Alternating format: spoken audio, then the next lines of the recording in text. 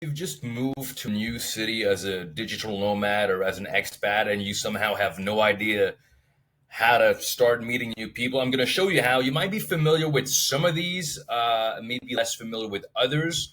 By the way, this is the landing page of my newsletter. You'll get a free guide on how to make friends if you subscribe, so check it out. So the first one, probably the most popular one is Meetup here, okay?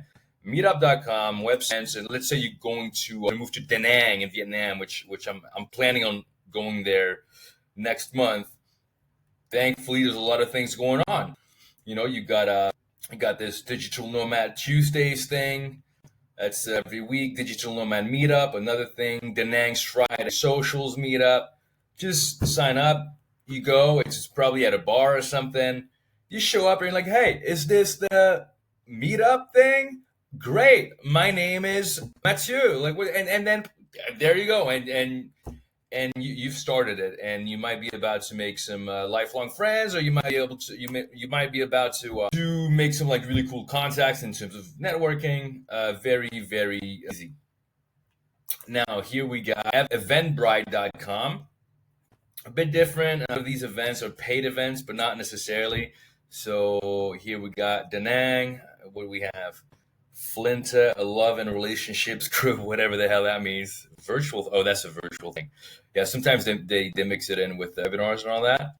But yeah, Radical Force Agent. What is that? I don't know. So, it might be like music events or conferences, workshops, things like that, which can be a great way to meet people. I mean, here again, it's an online thing, but Drive Mentorship, whatever that is.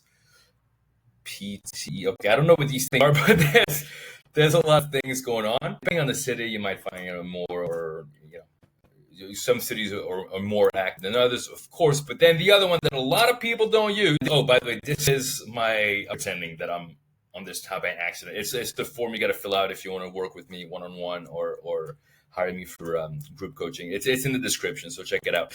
So the third thing is couchsurfing. Okay, couchsurfing.com. You can look for events, hosts, travelers, because initially couchsurfing is to like crash at people's places for free when you travel, or to host travelers at your place. But also they got events in most big cities. I would say they got a weekly couchsurfing meetup, like you can see here, weekly CS meetup, Da Nang, and then what else they got? Improv Da Nang. Apparently they got an improv event. You can probably like learn improv comedy or something.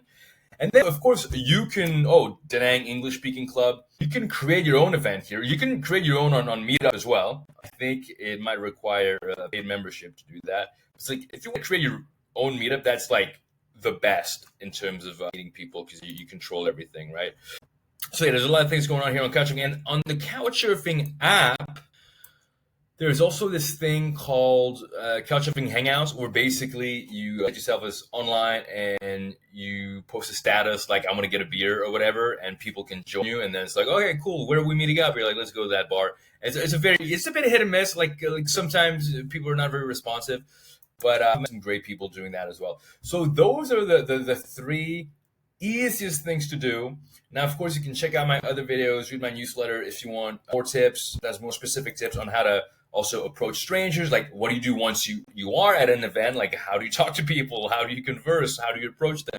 But also, like, how do you talk to people in coffee shops, on the street, whatever? How to approach people, how to keep in touch with people, and how to deepen those friendships.